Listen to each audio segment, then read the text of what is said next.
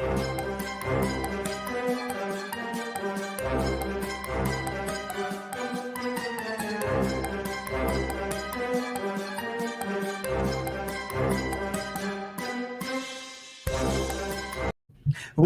to episode 128 of the Horror Podcast. My name is Tyler Unsel, and by day, I'm just an ordinary teacher. But by night, I transform into an ordinary teacher who likes to talk about spooky shit. And I am joined tonight, as I am by most nights, by the co-hostess with the mostest, the sleekest skeleton I know, Orrin Gray. Orrin, what's going on, man? What have you been up to? What's going?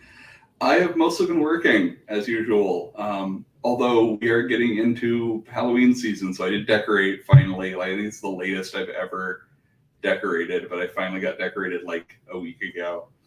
So does Castle Grayskull go all out for Halloween? We live in a townhouse, so I can't get like super all out because where am I going to put it? Like I don't have a yard.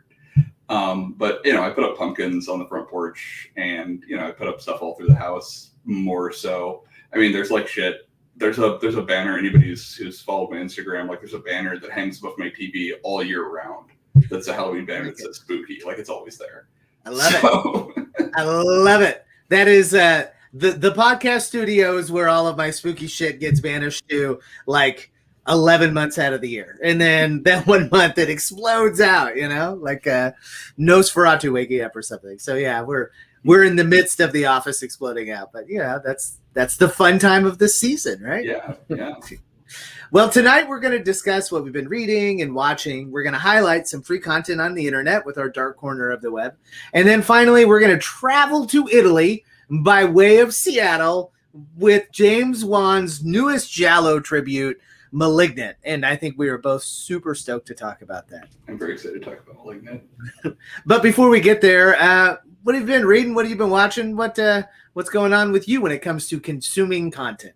I've been watching a lot of, random old shit, as I usually am. A lot of it I'm reviewing on Signal Horizon, so you'll be able to read about it there. A bunch of Giallo stuff, actually. I just did the Sergio Martino triple feature thing from Arrow, which will be up on Signal soon, and just lots of that stuff. But what I've been reading these Crestwood House monster books. That's nuts. Where'd you find those? So I found these. I couldn't remember if I talked about this last time or not. I found these at an antique mall out in like Independence, and I found like 7 of them, and that's wild because they're like super hard to find. And so I read them when I was a kid. All my school libraries had them. As near as I can tell, they were like library exclusives. I've never seen one without a library stamp, but they were like, I read the shit out of them when I was a kid. They were huge for me. And so I found these. I found these and I bought them. And so I'm going to read them all and then like write about each one a week until Halloween. I started this last week. I'm going to do one a week to Halloween since there's 7. I love it. Yeah. Were they reasonably priced? Yeah, they were like $5 a piece. Wow, that's fantastic. I think you and I have talked about this since my very first interview with you. But those Crestwood books were in both my public library, but also my school library, and very much so those books, and then a series that were very similar to them that were about like either cryptids or like there was one about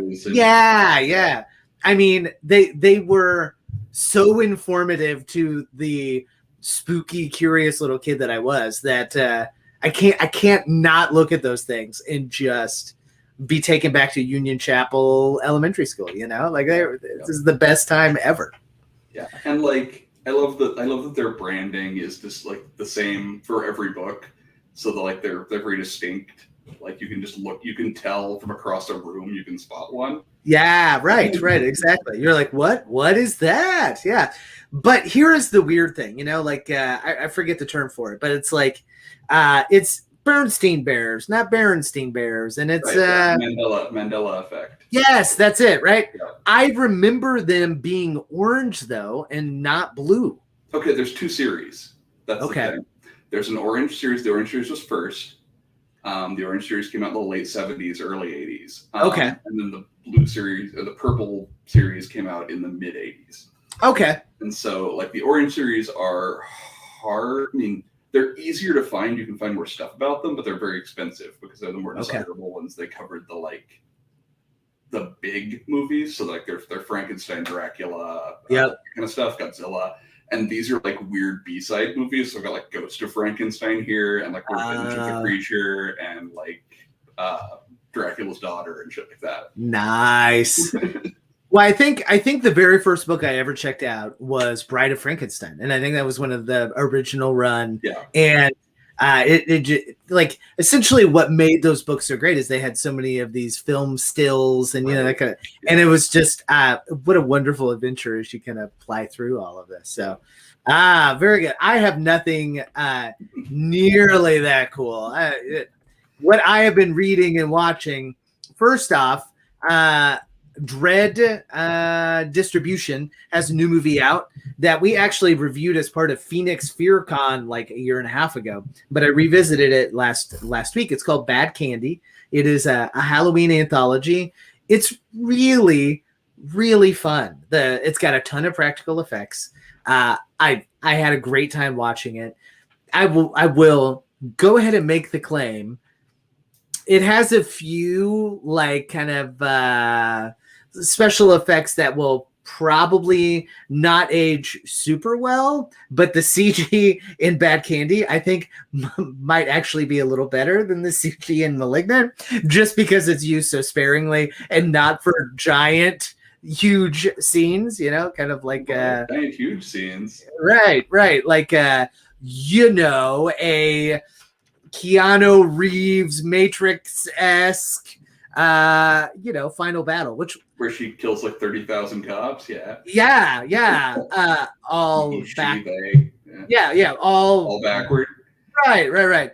And not to get the cart ahead of the horse, but through that entire scene, I was reminded of the famous quote about Fred Astaire and Ginger Rogers, right? That she did everything he did, only backwards and in heels. Right. I'm really curious, and I'm very like. So again, we're getting ahead of ourselves a bit, but James Wan movies tend to not have a lot of like behind the scenes stuff when they release on Blu-ray, which is kind of a disappointment for me usually. But I'm really looking forward to learning more about how Malignant was made, because I'm really curious how much of the stuff with the killer being backward is CG and how much is weird practical effects, whether that's people who are double jointed or like a lot of that John Wick sequence is definitely CG. Like that's even if it was forward, it would be CG. Like that's the kind of stuff that we don't do practically anymore if we ever did. But like a lot of the other scenes, I think they probably use more practical stuff than it looks like, and I'm curious to see where the lines are there. I think that's pretty fair. Like the chase scene, right, where we're kind of following the monster into the lower half of Seattle or whatever. I felt like they got the guy that kind of, and he's got a really common name that I'm blanking on right now, but the guy that does all that double jointed, like weird twisty shit. I think his name's Twisty something, like Twisty Ted or Twisty. I don't fucking know. It's been a long week. You're probably thinking of Javier Botet, but that's not a common name. I'm gonna say that. I'm gonna say that guy. Yeah. But we're gonna get there in just a second. I did want to give a shout out.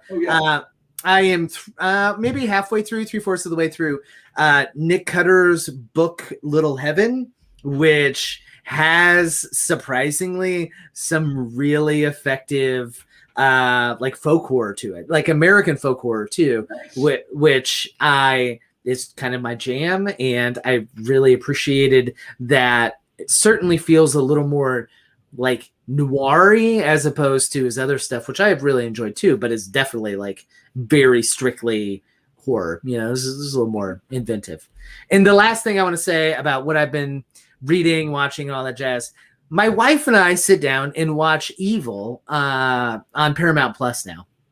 And it is very much in the vein of other kind of paranormal serials like Supernatural or Buffy the Vampire Slayer. But man, is it got some really great character, creature work. It's very scary. It is that kind of pulpy, silly, great way to end an evening on. So we just like watch an episode before we go to bed, and I like it fills my dreams full of spooky goodness. And I don't know.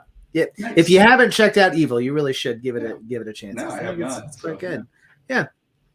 So our dark corner of the web, if you go to Tubi TV, which we talk about all the time on this show, they have a wonderful documentary that gives, I think, a really fantastic overview of Giallo generally, and it's just full of beautiful shots that they have decided to either highlight or to kind of discuss, right? And the name of that documentary is All the Colors of Giallo. So you can check that out for free if you just navigate to Tubi TV. Because here's the bottom line. I have seen a few because, like, I don't know, you're kind of obligated to see a handful of them, especially if you're in the company that we mostly hang out with. But I was not well versed. So in getting ready for this episode, I watched a lot of shit and really dove deep into it. And I think I have always said, like, I can remember talking to Greg from Nightmare Junkhead, who we both absolutely love and adore, about Suspiria, which has never been one of my favorites. And I've always said, I don't think Giallo, I think Giallo is maybe too cool for me or something. And he would always chuckle politely. But I think now that I better understand it, I kind of like it better. So, that's awesome. Yeah. So check out that documentary and then maybe revisit some of those Giallo films that maybe you said you didn't like. I don't know. Yeah. Or try one that you haven't tried, because like there is a lot of variety in it, for all that it, like anything, has its formulas. I mean, there's one of the really interesting things about the Sergio Martino box set that I'm going to be talking about for Signal is that, like, so it's 3 movies. They're all 3 ostensibly Giallos. They're all 3 by the same director. They're functionally different plot. Like, they're functionally different genres, even though they're all Giallos. Like, one of them is a Hitchcockian kind of murder mystery. One is this kind of gothic Edgar Allan Poe riff. And one is like a caper film almost. And they all hit all the beats of Giallo technically, but they're also all very different from one another. So yeah, I was amazed at the variety, right? And I have kind of always thought about Giallo films by my experiences with Suspiria, which were not like what I think a lot of other Giallo films are. Like, I had no idea that they leaned so heavy into that kind of police narrative, that on occasion almost like a caper film or something, like it has all of this. There are a lot of people who will argue that Suspiria is not even a Giallo. Okay. Because to them, the defining feature of the Giallo, the thing it has to have, is essentially that detective story. And Suspiria doesn't have it. It has no police element. It has no... Yeah. It really has very little murder mystery element. It's a supernatural film instead. I don't necessarily agree. Like, I think that does a thing that I disapprove of doing generally, which is to define things by exclusion rather than inclusion. Right. Like, I think that Suspiria is a Giallo and also other things. That's fair. Yeah. If I'm being perfectly honest, for me, when I was defining Giallo or not Giallo or whatever, it almost singularly came down to it came down to the color palette, Right. Yeah. Hey, it looks like we had Krusty Antiques in here for a moment, wishing us a happy Halloween. So, hey, Krusty Antiques, welcome, and happy Halloween to you too. So, I think now is a great time to get into it. I think we've been nibbling around the edges, but it is most definitely time to try and answer tonight's essential question, which is, does Malignant speak to anything uniquely American in its portrayal of Giallo films? Let's take a look at that. Hey, Krusty, good to see you. Let's take a look at the trailer for Malignant and come back and have a go about it. I'm having visions.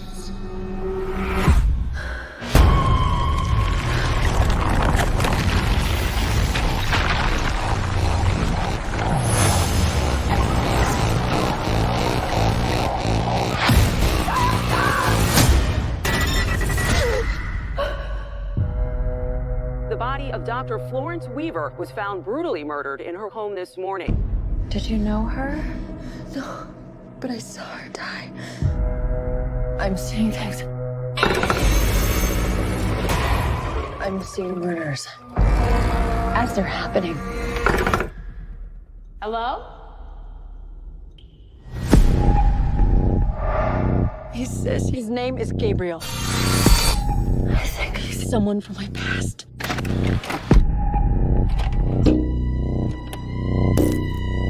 Happy birthday. Whatever happened to you before you joined our family hurt you in a way that I can't even imagine. Stop saying that. Maddie, who are you talking to? Gabriel. Is he your imaginary? He's the devil.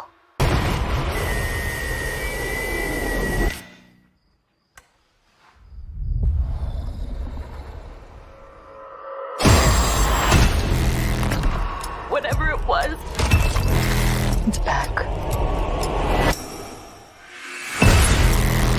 He killed again. He's getting closer. He wants to talk to you.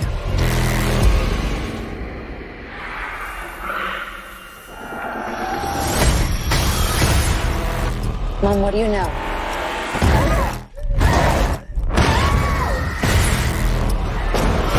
He's coming for me.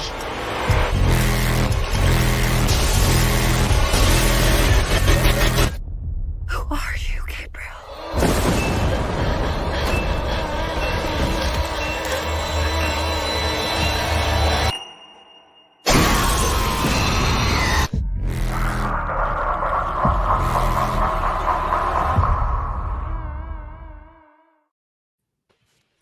All right. So before we get into any kind of discussion, we should say throughout this last kind of 30 or 40 minutes that we have here, we are going to spoil the shit out of this movie. It is available right now in movie theaters, which if you feel safe and comfortable going to see, you should absolutely do that. Support your local small theaters. If you don't, that's okay too. You can check it out on HBO Max. So let's chat real briefly after we go over kind of the Internet Movie Database summary of what we're going to talk about.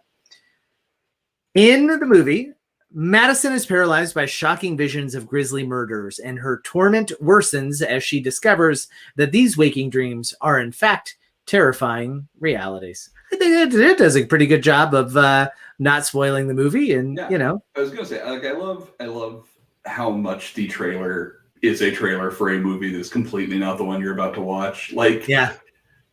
it gives no indication of how just completely off the rails this movie is. Yeah. At all. Like, it seems very much like a J horror version of The Ice Floor Mars. It seems very like subdued by comparison to what we actually get. Yeah. Yeah. Well, and in that way, honestly, I think the movie may underplay how fun it actually is, you know? Oh, yeah.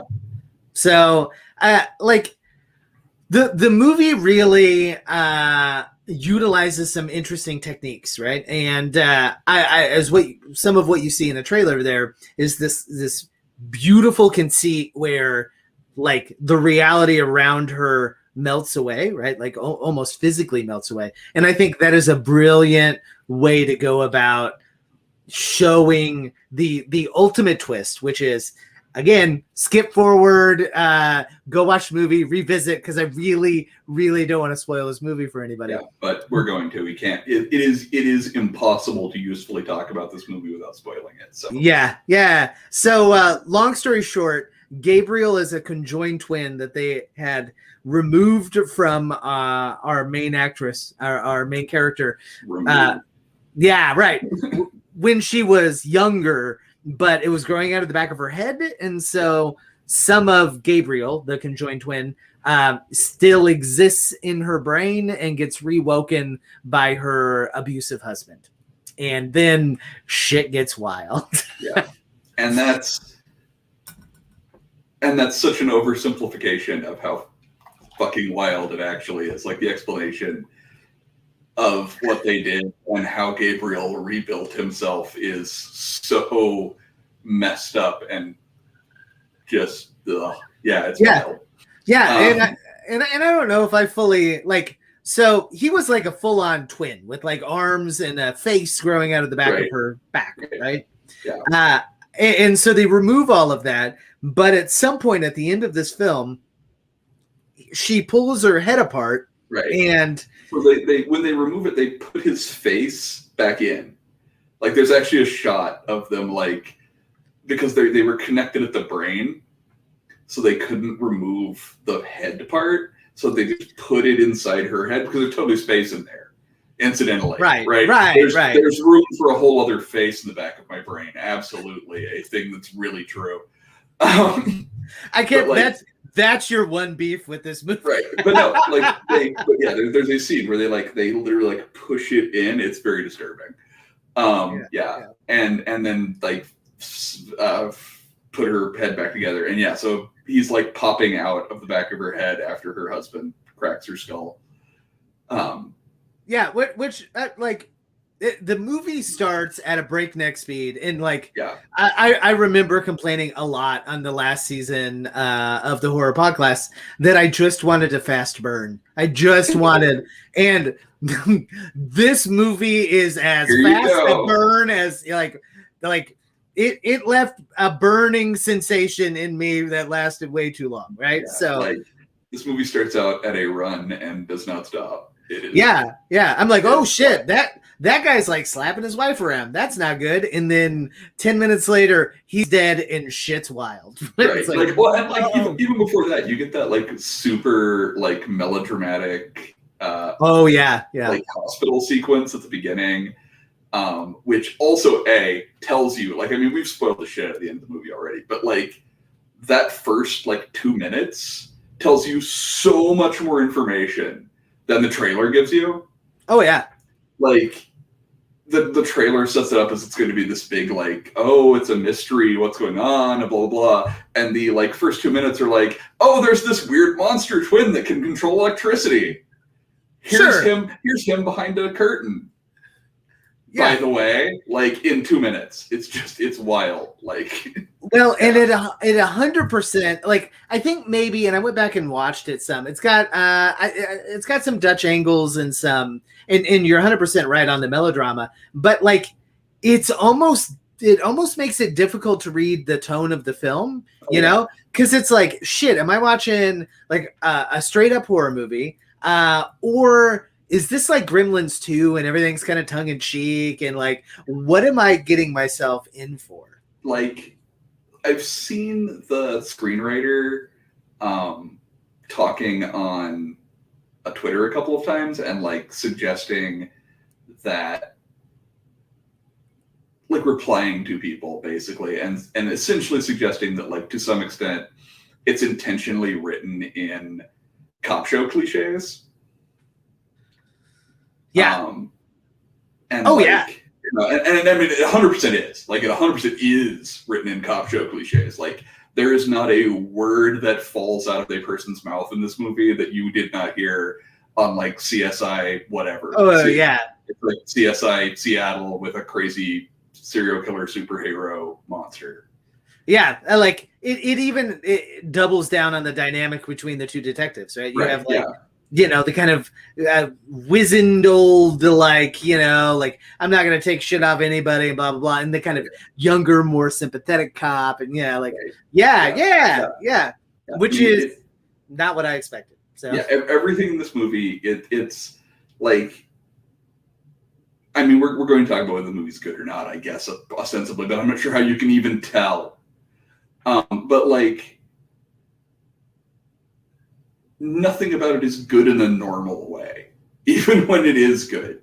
Like, it's not being good in a normal way. It's cliches, and it's weird, goofy shit. Like, it's never being good the way you expect a movie to be good, even when it is being good. Like, everything is delivered weird, everything is written weird, everything is, it's just very strange. It's a very, very strange film. Yeah, no, and so the chief criticism that I have read of folks that really didn't care for the film, right, have to do with the lead actress's choices, right? And I think that is not to rebuke their criticism, because everybody's criticism, they're more than welcome to it, right? But like, I think that is part of the weirdness that James Wan wanted, right? Like, right. And like, her decision, like so her decisions are kind of off in their own box over here, right? Because there's information about how she behaves that is not rational, because she literally has a brain inside her brain and doesn't know it. Right. But like, meanwhile, everyone else is making like dumb horror movie decisions, though. Like, everyone walks into dark rooms. Everyone hears a scary noise and walks into a dark room without turning a light on. Every single person who has ever existed in this movie has never seen a completely pitch black room they didn't want to walk into, even when they knew a serial killer was happening. Right. And there was a light switch right there. There's no reason for them not to turn a light on, but they never do. Like, shit like that. And it's left, right, and sideways. But again, no one cares, because the movie does not spend 2 seconds on it. Yeah. The movie has already barreled past it into the next crazy shit that's about to happen. Yeah. Typically the next crazy dark room that there's crazy. Right. Yeah. Like the entire chase scene, at one point, I think it's Officer Lee is running after ostensibly Gabriel, but Gabriel as our lead character still. We don't know that yet. But I had to think to myself a billion times, like, maybe I'm just a coward, and that there is a very firm possibility of that. But even if I were a cop, I'd be like, whoa, this dude just scaled like a building, kind of, right? Like, he climbs down the fire escape in this building like, I don't know, like an animal of some kind. The minute he did that shit, I'd be out. I'd be like, I'm going to call this shit in to somebody that gets paid more, and there'll be more than just me that's going to chase this guy down into the sewers. Krusty Antiques mentioned that it did remind them, I'm going to say them because I don't know pronouns here, of Basket Case, which is another thing that I've heard quite a bit of. Absolutely, yeah. So, so we're gonna get into this later too a little bit, but like, a lot of people have been making comparisons to Basket Case because, again, of the twin stuff. Right. A lot of people have mentioned The Dark Half, which literally has this plot. Like, it's he had a twin in utero that he absorbed into his brain, and now it has displaced itself into physical reality as his alter ego. Like, it's less bonkers than this movie, because every movie is less bonkers than this movie. But like, plot wise, it's very similar. Like, as far as the explanation of what the phenomenon is. Yeah. It did remind me of that. This movie somehow manages to be incredibly bonkers while not being satirical and taking, like, I still would hesitate saying that this movie takes itself really serious, because it's not ostentatious, It doesn't take itself seriously, but it's straight faced. Okay, like, it never it is never like the characters in the movie are never in on the joke. Yeah, that's absolutely true. Like, they're as wide-eyed as we are. Right. You know, Like, they're like, what the fuck is going on? I mean, and that's fundamentally how you keep a movie from becoming a parody of itself, right? Essentially, is that you make it never wink at the audience. Yeah. The movie never winks at you. It never tells you, "Hey, I'm just kidding around," which is partly why people are reacting to it so weirdly, right? Yeah. Because they're like, "Am I supposed to take this seriously? I can't tell." Yeah. Well, and like, because it kind of exists in this weird middle ground, because there just aren't many films that are made like this. You either make a really serious horror film that A24 gobbles up and spits at, whatever, right? And then maybe we talk about it on a special episode of the show or whatever. Or you kind of make these meta, almost satire, but not really. And those are great, right? Like I like Your Cabin in the Woods and You're Next. I love those films, right? But this somehow operates in the middle ground between both of those types of movies, and it's at least in my mind, a really big breath of fresh air because we haven't seen anything like it in so long. I mean, it's basically like, except that it's more ridiculous, but it's basically like direct-to-video horror, except that it's made with a polish that those movies rarely get. Agreed, yeah. In part because its budget's bigger, in part because James Wan knows how to stretch a budget. Like him or hate him, if there's one thing Wan knows how to do, it's make $20 million look like $50 million. Yeah. Like, I mean, because like every movie he's ever made, its budget is minuscule compared to what you think it is. Yeah. Except maybe like Aquaman and Furious 7 and those kind of, and in those cases, you're operating like studio stuff that who knows what's going on behind the scenes in something like that. But like, the Conjuring movies, the Insidious movies, all those, like their budgets are much smaller than they look like on screen, and the same is probably true here.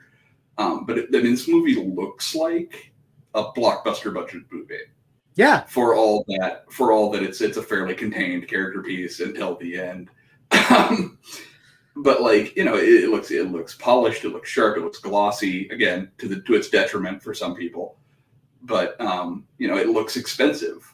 Yeah. Like the special effects that create that melting reality scene look fantastic, and it's innovative and different. So then when you couple that with like, oh yeah, you got a conjoined twin that's back and he's real pissed. It's like, and like, so my favorite thing.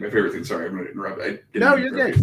So my favorite thing about the whole conjoined twin Gabriel plot is that, like, on top of all that, right? Like, that's ridiculous enough. You've got your conjoined twin that has rebuilt itself, and now it's using you to kill, right? That's already ridiculous.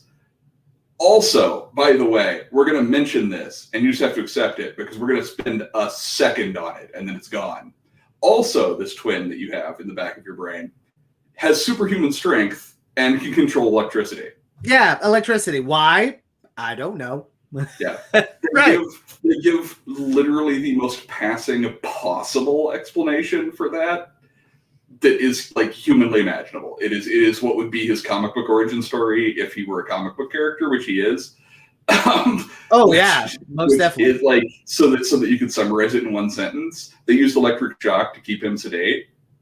I didn't even pick up on that. Okay. And he absorbed the electricity from the electric shock, and so now he can control electricity, just like that's how electricity works, 100%. Right. Yeah, in that way, that part of the movie, and it didn't make my two movies that I would recommend that were in the similar vein. But I'm like, this is some shocker level shit right here, right? 100%, right? 100%, yeah. Right, because not only can he control like electricity to like kill people or do whatever, right? But like the primary purpose for that ability is not really anything cool other than his ability to directly communicate to other people via cell phones, which when I was kind of jotting down notes about the movie, I think, honestly, is really an innovative way not to get him to talk to people, because it's not, because we've seen that before, but it's a really innovative way to deal with the, oh yeah, how are we going to do this movie in an age where we have cell phones? Like, Right. well, motherfucker, your cell phone's not working, and if it is, then like he's texting you weird shit on it. So Right. yeah, And so, it's like, it's very cool. And it sets up the misdirect that it can't be her because he talks while she's there. So good, yeah. You know, I mean, and it's an obvious misdirect. Like everything in this movie's obvious, except that like I've seen people complain like, "Oh, I guessed the twist." Oh, blah blah blah. No, you didn't guess the twist. They literally tell you the twist in the first minute. What they don't tell you is how fucking insane they're going to go with it. Like just how completely, like how far they're going to crank it past anything reasonable. Oh yeah. I can envision this film where she's the serial killer and she just goes into this fugue state and like Right. Gabriel takes her over and starts stabbing people and you're like, oh, and that's scary or whatever. But the entire last 20 minutes of this, that is, you know, the elongated dance scene, coupled with the entire backwards movement of that thing is the bonkers part of that movie. I would also add the fact that we have placed this in asylum in the scariest, wonkiest, most isolated portion. Like it might as well have been put in a fucking lighthouse, you know? I mean, like I called it. It's a Gothic castle. Like that's what in my review. Like literally, the first shot in this movie is a Gothic castle that turns out to be an asylum. Yeah. Like no one, like only James Wan would get whatever kind of would take the clout he got from the Conjuring movies and the money he got from the Aquaman movies and make something this ridiculous and silly and bonkers. And what I love about this film is you have that, right? You have this beautiful shot of this like fucking creepy ass mansion out on the, you know, on the little peninsula of the wherever they're at, right? That is scary. And then we like completely abandon it for 90 minutes. And then, and I think here is where our discussion of Giallo really needs to happen. We get this great and kind of classic Giallo moment where the non-detective civilian investigator goes and discovers all of the secrets that then, you know, kind of unravel the rest of the movie. But after having spent, you know, a while doing all the research now, that kind of civilian detective element is a through line to a lot of Giallo films. Yeah, absolutely. And so like, okay, so talking about Giallo in relation to this, because I made the argument that it's a Giallo film. And again, I laid out my reasons in the review, but again, we can say it is or we can say it isn't. There's all sorts of reasons why it is. There's all sorts of reasons why it isn't. And fundamentally, neither of them matter when you get right down to it. It's operating in a tradition that goes back to Giallo. That's undeniable.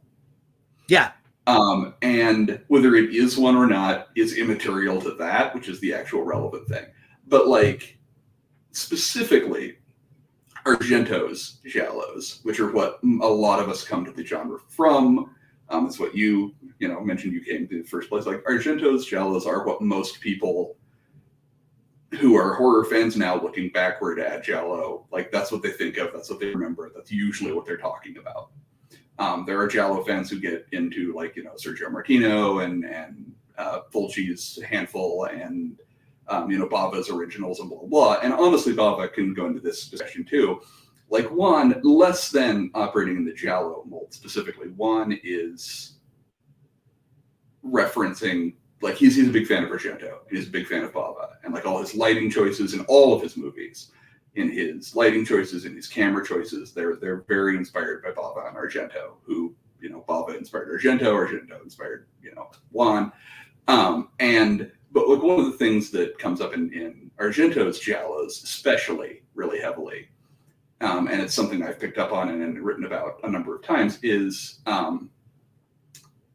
there's the civilian detective aspect, but there's also, and this gets mentioned in at least one of the articles we're going to link to in the show notes, there's the aspect where the civilian detective in question often already knows the solution but can't remember it. Oh yeah, right. Yes.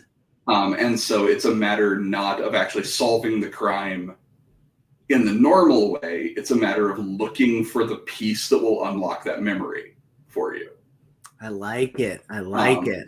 And so it becomes very internalized. It becomes very much about, just as the Giallo is very much about like compulsions and an internal sort of struggle that we don't understand, and people who seem normal and are actually killers and blah blah. It's also very much about like the inconsistency of memory, the unreliability of our own knowledge. Mm-hmm. And so, and I think that ties into, you know, like the Giallo's connection to the weird tale, the Giallo's connection to the broader, you know, fantastique tradition and all that stuff.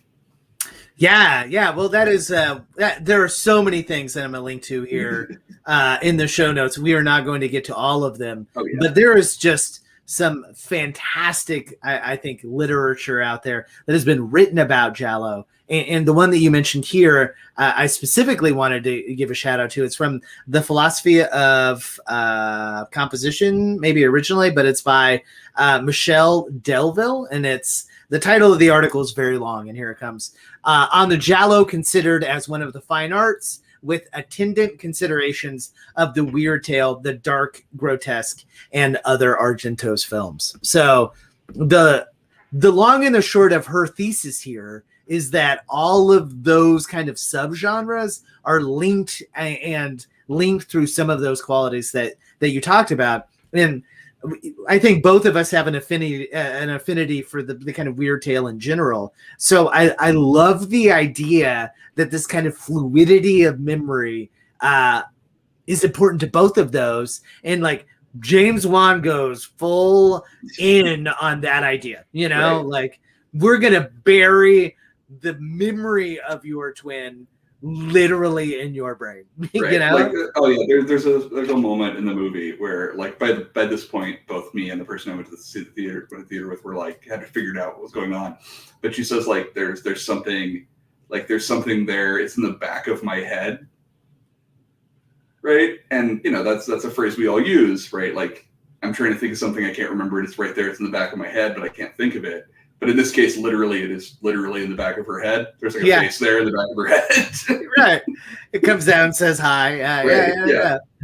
And so like, yeah, it's so literal. It takes what is normally figurative and makes it so idiotically literal. It's great. Yeah. So I think you tell me, one of the more interesting aspects of Giallo scholarly stuff that I had read was the focus on the eyes as both a filmic representation, right? Like just as a device that the movies use. They focus up on the eyes specific of the people. I don't know if Malignant necessarily does that, but I really liked the idea. One of those articles that we'll link to here made a discussion about like the Panopticon. Are you remotely familiar with Jeremy Bentham's ideas on the Panopticon and all that jazz? Yep. So Foucault extends that idea to be like the kind of panoptic eye, that there's always like the government or the power structure, I should say, which isn't necessarily the government, that is always watching, right? Mm-hmm. And I love the idea that we have lots of those kind of eyeballs in Malignant, right? We have doctors, right? The medical industry. And honestly, if there is any kind of troubling thing about this movie, it's that like right now, I feel like probably is not the time to paint doctors as the villains, right? In anything. And then I was like, oh, you know, that sucks. But also I kind of get it. Somebody's got to be the bad guy. But I love that the police force is there, like literally acting as another set of eyes. And at the end of the day, her conjoined twin is named Gabriel, is very much a dude, right? And literally keeps eyes on her like the entire time, right? He is the literal eyes in the back of her head. And I love the idea that she is observed at all times by all kinds of different power structures, including her abusive husband, who like won't let her, actualize any of her own dreams or any of her own ideas, And it was super, I don't know, it was super obvious, I think, after reading that article and coming back to visit it. You tell me, is that kind of eyeball shot really apparent in a lot of older Giallo? Oh, 100%. Yeah. There's a lot of eyeball stuff in Giallo for a number of reasons. I mean, one thing, Giallos love eye trauma. So there's lots of eyes getting stabbed in Giallo and adjacent films. Okay. We've talked about Zombie before. I mean, there's the famous eyeball scene in Zombie. That's a very Italian in that era scene. And there's a lot of reasons for that. But also there's a lot of shots of like the killer's eyes or people's eyes when they're scared or whatever. And part of that is because the Giallo, like the slasher film and like the films that inspired both of them, is very much about voyeurism. It's very much about specifically the voyeurism that you were engaged in as you watch the movie, right? Like it's about reminding you that you are watching people do bad things and enjoying that. Right? Okay, I like that. Like the earliest, so the kind of, I don't know, the accepted wisdom, right, is that the Giallo begat the slasher. Okay, sure. I think that's an easy transition. Okay. Right. Whether that's true or not, whether that's oversimplification or not, but that's the kind of accepted wisdom, right? The slasher film grew out of the Giallo. And the movies that predated both of them are movies like Psycho and Peeping Tom. Yep. Which are like there's a line in Scream, because Scream is kind of the movie that made us talk about movies the way we do now, which is to like codify them and try and render their formulas into rules, which they never follow. Like they weren't rules; they were just formula. They were things that happened to recur, partly because they were easy to do, or partly because the previous one had made money, or whatever reason. They weren't rules when they were happening. But anyway, it points out at one point that it claims that Peeping Tom is the first slasher film because it's the first movie to have a killer point of view shot. Okay. But all these movies like are very much about putting you in the shoes of the killer, making you complicit in the acts that you're watching. Whether they do that well or not. They're all, all of them do deal with that to some extent. Yeah. Or lots of them do anyway. I mean, there's, I want to say Torso, one of Sergio Martino's Giallos. Like it opens with this like menage a trois, I believe. And there's a camera shutter clicking as it's happening. And so as it pans out, you're looking through the camera shutter. Like it makes it very, very explicit that you are complicit in you are complicit in observing, possibly with the party's knowledge, this thing that you should not be observing, right? Like and so that I think is a big part of why like the eye motif comes up so often, is because it's an easy way to get that voyeurism angle.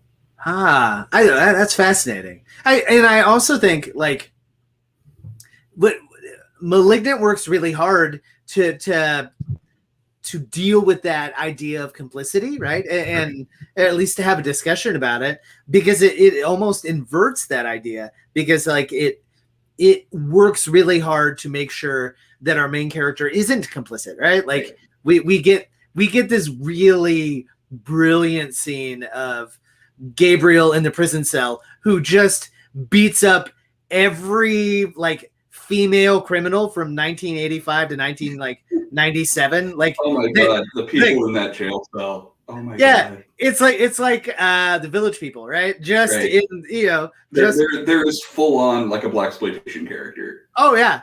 In that jail cell. Like she is from the 70s.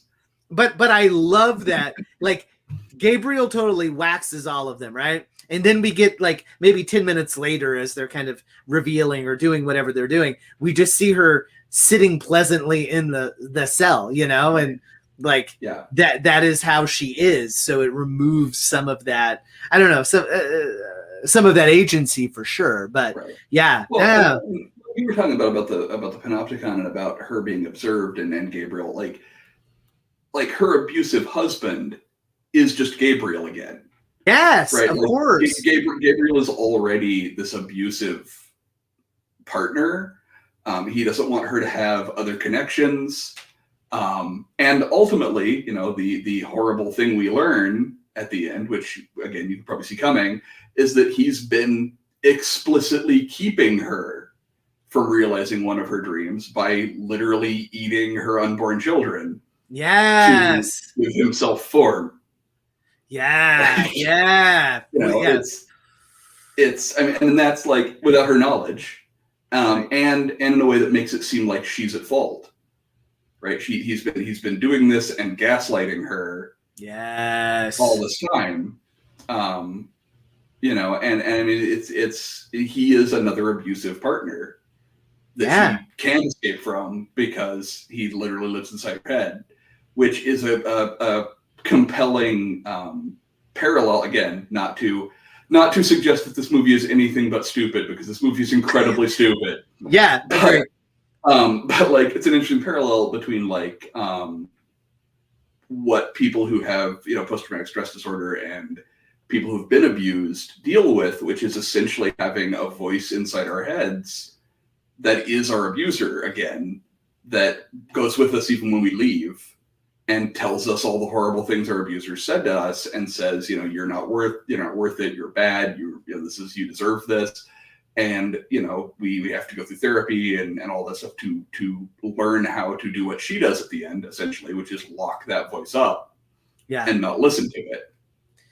Yeah. Yeah. No, I think you're 100% right. That is, at first in that discussion of that, when I first watched it, I was like, man, I don't know if I love the subtext that the abuser is coming from within the house. But I think in the context of like dealing with the cyclical nature of all of that, I think the movie, I think it makes sense. And I think it's certainly less icky than I thought it was initially, at least in that small context, obviously. I mean, again, this is an incredibly stupid movie. Yes. And yes. and it supports a lot of readings because it's not really interested in supporting readings. Yeah. Which means that it doesn't give you a ton to work with, so you can do a lot yourself. Yes. Like I can come up with that reading, but I can also just as easily come up with a reading that, for example, suggests that it is critical of abortion rights. Sure. Oh yeah. Oh, and I don't think it is, because I don't think James Wan is interested in that. I think he's just interested in crazy monster running around backward, killing a bunch of people. Yeah. Yeah, no. And I could, with a little bit of time, and certainly we don't have it now, but I linked to an article here. There is a very clear link between the Yellow Vest protest movement in France and Giallo pictures in general, right? There is some clear linkage. In fact, the Italian version of those, or at least according to this article that is here, that was called La June Giallo, which means the yellow vest. And a couple of interesting kind of connections between all of that, between power and counterpower and all that kind of jazz. But you're 100% right. Like, I was able to put so much in. Sometimes it's a little tricky to find great academic literature on stuff. I know that's going to blow your mind that, like maybe what the Monster Club or whatever just doesn't have a ton of really great critical literature about it. But I found a ton, maybe not specific to Malignant, but definitely specific to Giallos, mostly because like Malignant is so big and large and silly and dumb. Then it's like, let's talk about how conjoined twins are a real phenomenon or whatever. Yeah, like you could do whatever. And like Giallo, like Giallos, like the plot is largely secondary in a Giallo, right? Like it's about style and presentation and atmosphere, which is something that the article we talked about earlier uses to connect to the weird tale, which, like Lovecraft's definition of the weird tale is that it has more than the tropes of horror fiction. It has this atmosphere. And Giallos are all about atmosphere. Yeah. And Jolly, rather. It's like plot is often largely secondary, but at the same time, they're very symbolic, or seem to be. They're very concerned with imagery and potential symbols, which leaves room for interpretation, which leaves room for lots and lots of articles to be written. Like, the Giallo might be the most like written about subgenre of film. It was super fun to do the research this week. Like I was like, oh wow, and I think in our Slack I was like, I had no idea this connection. We did a lot of that this week, which was as much fun for me as the actual conversation. Like, I'm a nerd at heart, so I love to read all that shit. And I would encourage, if there are any listeners out there that don't regularly take a look at the show notes, this would be the week to do it, because there's a ton of stuff in the show notes. Yeah. Well, I may or may not have gone a little overboard. All right.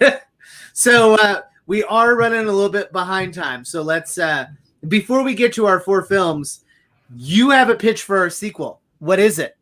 Okay, so my pitch for the sequel is essentially that Nick Fury shows up, right? Like, of course. There's no way.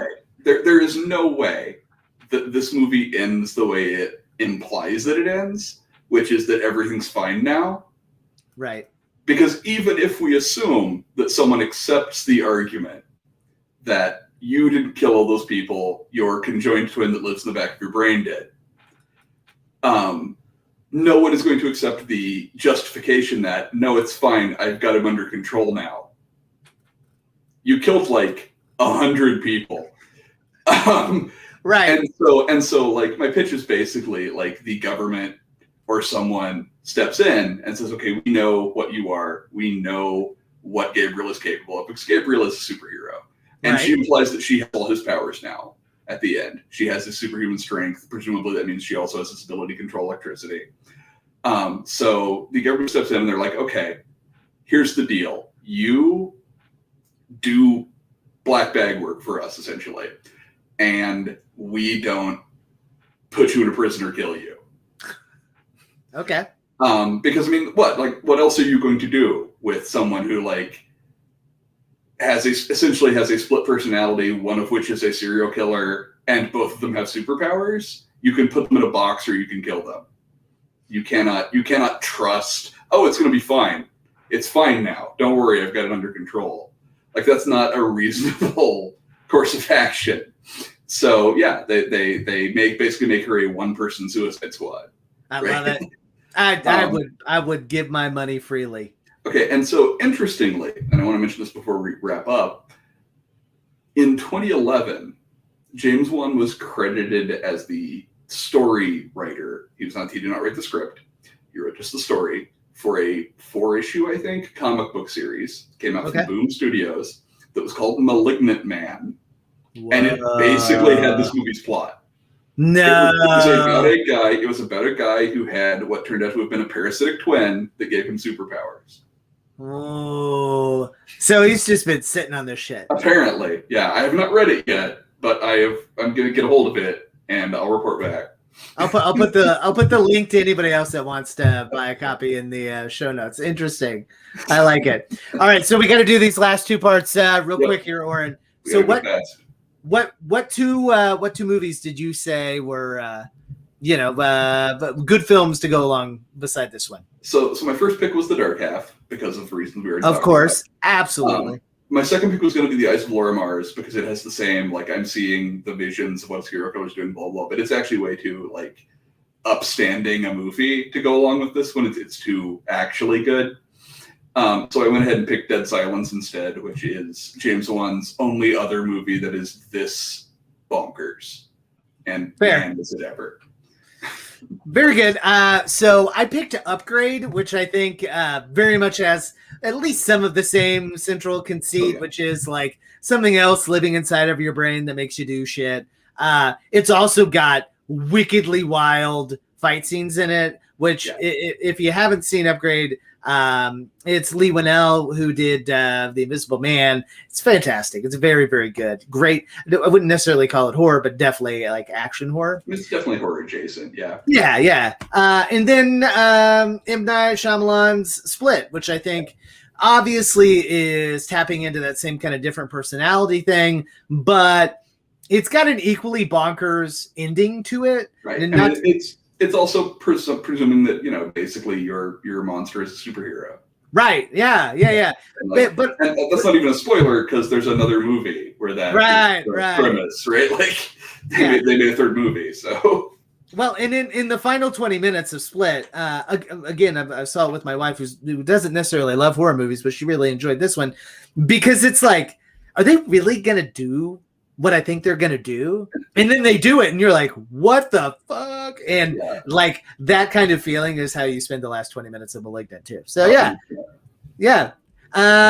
Okay. So IndieWire has I have our more traditional Letterboxd user review that I'll put down here in the show notes, but give us our 1-star review from IndieWire. Go for it, Orrin. Yes, a dry seriousness haunts Malignant more than any murderous ghoul. Someone shared this on Twitter, just the screen cap that I sent you. And so I went and read the article, and they 100% double down on this. They're like, yeah, this movie's way too like staid and serious, and like it needs to just cut loose a little bit. So obviously words don't mean anything anymore. Like words just don't have meanings at all now, near as I can tell. And listen, I love for the most part IndieWire. They do great shit. They're often very good about trying to reach out and to elevate some of the smaller magazines like Signal Horizon. But yikes. I don't want to like ever tell somebody that their take is wrong. Maybe their take is wrong on this one. No, but so from now on, when something's really, really just completely bonkers out of left field, I'm going to call it dry seriousness. I like it. It's too dry serious. That's going to be my code word now for when something's just too stupid and ridiculous. Yeah. There's too much dry seriousness in this film. I love it. Orrin, where can they find more of your stuff on the internet? I am, as always, I am Orrin Gray at Facebook and Twitter and Letterboxd and Instagram and all those places. And at orringray.com, where you can read me rambling about these Crestwood House monster books. Oh, man, I'm stoked. Halloween. Yeah, that's great. You can find more of my stuff at Ty Unsel, where I tweet about politics in education and sometimes horror and all of the three wrapped up together. I also am the guy that controls the day-to-day there at Signal Horizon. So we are on TikTok now because everyone feels the need to be on TikTok. So go check out the shit that we're producing there. I can't say there's a lot of dancing, but there is a lot of horror talk. So it's a work in progress, as in all things. So yeah. Orrin, speaking of works in progress, what are we watching next time? We're going to go ahead and watch Dead Silence because again, we couldn't get enough of James Wan being completely bonkers, and you apparently haven't seen it before. I haven't. I'm very excited about this because it is an R-rated Goosebumps movie. It is. Yes. It is quite a thing. Oh, that's so great. That's so great. Well, we have lots of stuff, very exciting stuff planned in October. So we appreciate you coming and watching and listening.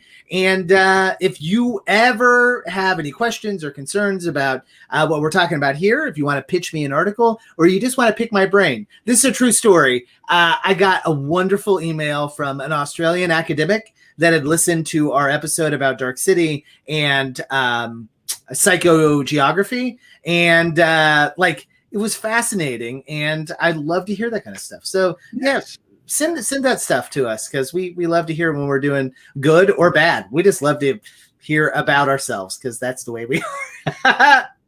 Because we're on the internet, and that's what the internet is for. Yes, absolutely. And I can always blame my conjoined twin that lives in the back of my head. Right. So don't blame me. I actually thought that's where you were going with that when you were like, this is a true story. If you want to pick my brain, there's another person back there.